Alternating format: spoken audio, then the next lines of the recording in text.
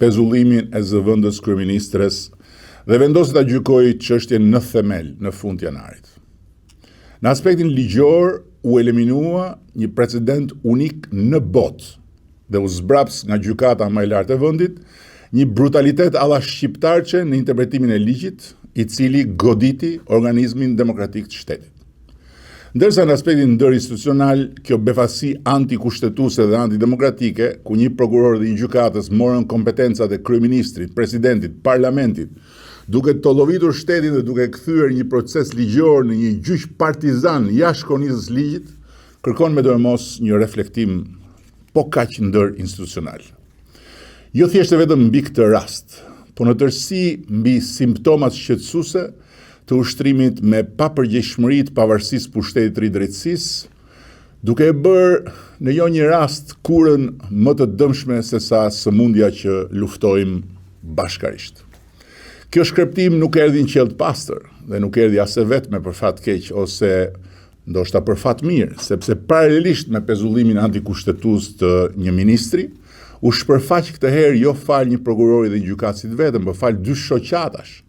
të gjyqtarëve të Shqipërisë, një tjetër brutalitet alla shqiptarçe me hapjen e një gjyqi nga gjykatësit për të rritur pagët e tyre. Po, e dëgjuat mirë, gjykatësit duan të rrisin vetë pagat e tyre. Jo për herë të parë fatkeqësisht, po për herë të dytë. Ata duan të marrin përsëri kompetencat e qeverisë dhe të parlamentit, duke u treguar jo thjesht të zgjedhurve, po vetë zgjedhësve, se mbi vullnetin e tyre dhe përtej kufive kushtetues mes pushteteve qëndrojnë ata,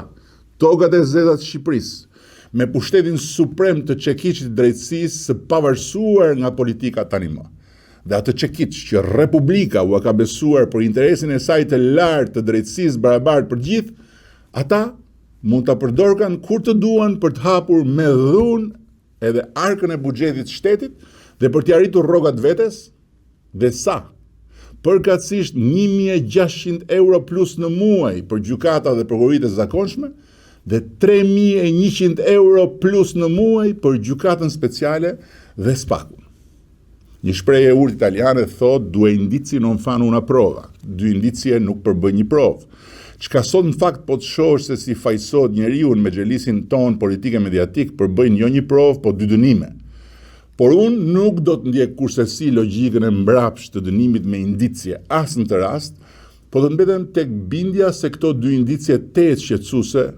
nuk provojnë se protagonistët e pavarësisë drejtësisë u ka marrë koka erë. Dhe u shmbushur mendja se ata janë shteti, ata janë ligji, ata janë drejtësia, si puna e ca trimoshave të BKH-s, për cilët kam dëgjuar shumë çuditëra,